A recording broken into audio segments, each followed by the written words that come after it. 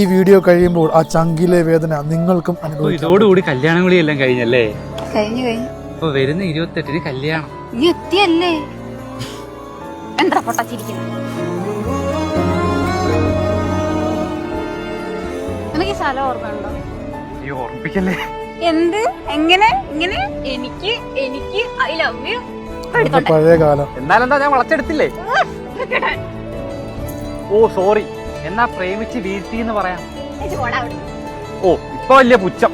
അല്ല മോനെ, നിനക്ക് ഞാൻ ആദ്യമായിട്ട് തന്ന ഗിഫ്റ്റ് അതിപ്പോ വാച്ചോ ഷർട്ടോ എന്തോ അല്ലേ? തേങ്ങാക്കൊല. നിനക്ക് അവന്റേഴ്സ് മാർവൽസ് ഇഷ്ടമാണെന്ന് പറഞ്ഞാൽ കറങ്ങുന്ന ഒരു അയൺമാൻ കീച്ചേനെ വാങ്ങിച്ചത്. മറന്നുപോയി. മറക്കുമെന്ന് എനിക്കറിയാം. അല്ലേലും നീ തന്നെയാണല്ലോ എല്ലാം മറന്നു.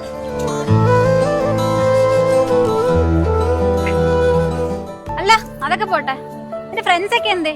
ഇപ്പൊ ആരുമില്ല, എല്ലാരും പോയി. എല്ലാരും പോയോ? അവരാണല്ലോ മോസ്റ്റ് ഇമ്പോർട്ടന്റ് പീപ്പിൾസ്.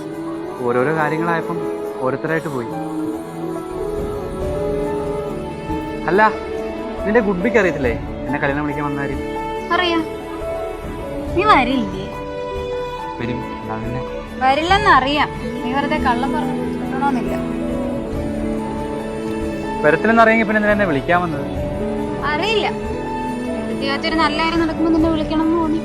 മറ്റേ സാധനമാണോ സ്വീറ്റ് റിവെഞ്ച്? ഞാൻ നിന്നെ അമ്മയെ വിളിച്ചിരുന്നു. നീ ഇപ്പഴാ ഞാൻ നമ്പർ ബ്ലോക്ക് ചെയ്തേക്കാണോ? ഞാൻ വീട്ടിൽ പോട്ടെ വർഷങ്ങളായി. ഞാൻ പോട്ടെ. രണ്ടാളുടെ ഉള്ളിലും ആ നീറ്റിലുണ്ട് കേട്ടോ.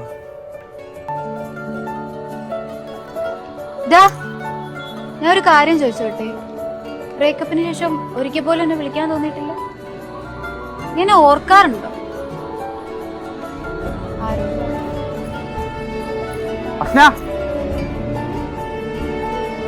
Happy married life. സത്യം പറ, നിങ്ങൾക്കും അനുഭവിക്കാൻ പറ്റിയില്ലേ ആ ഒരു വിങ്ങൽ, ആ ഒരു നീറ്റൽ? വല്ലാത്തൊരു